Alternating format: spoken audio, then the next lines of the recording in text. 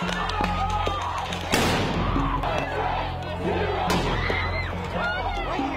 are ending the riots and lawlessness that has spread throughout our country. We will end it now.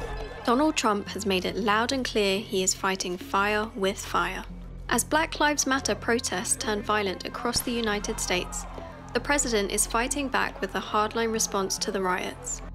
When the looting starts, the shooting starts.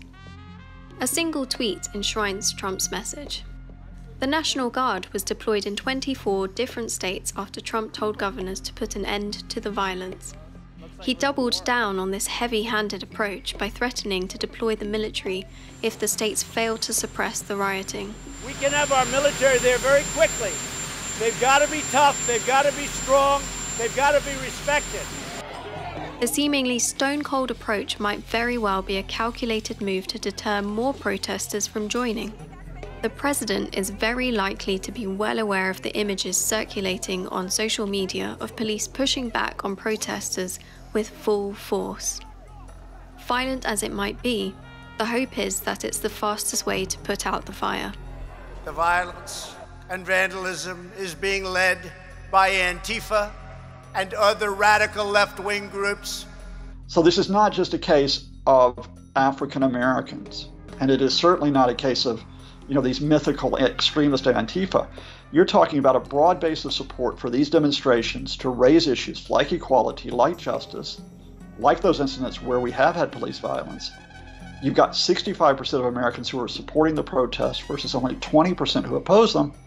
You have a president who has been seen as mismanaging the coronavirus crisis by a lot of Americans.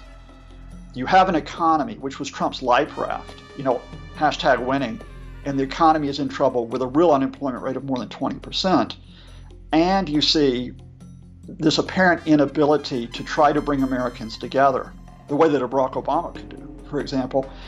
And that means Trump is increasingly reliant on this so-called base that will stick with him come hell or high water. But how big is that base?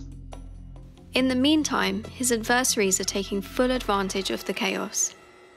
Our country is in pain. People can't get that image of George Floyd having the life choked out of him by a police officer. It's an opportunity for the Democrats, and particularly presidential candidate Joe Biden, to dissuade voters from re-electing Donald Trump. George Floyd's last words, "I can't breathe." For the president to try to put any other words in the mouths of George Floyd, I frankly think is despicable. There is a group in the center which doesn't want to go to the extremes, and that group may be growing. So I think it's not only a case that Donald Trump has to rethink what he's doing. I think politicians across the board, not just at federal but at state and local level, have got to rethink this. Because to be honest with you, coming from this country, still having deep links to America, this is the most critical time for the U.S. since 1945. I think Trump's gambling, and I think it's a gamble he could win, but if he wins it, it doesn't even testify as much to Donald Trump as it testifies to an America which I think is a much more divided and a much more insecure place than even the country that I grew up in 30, 40 years ago.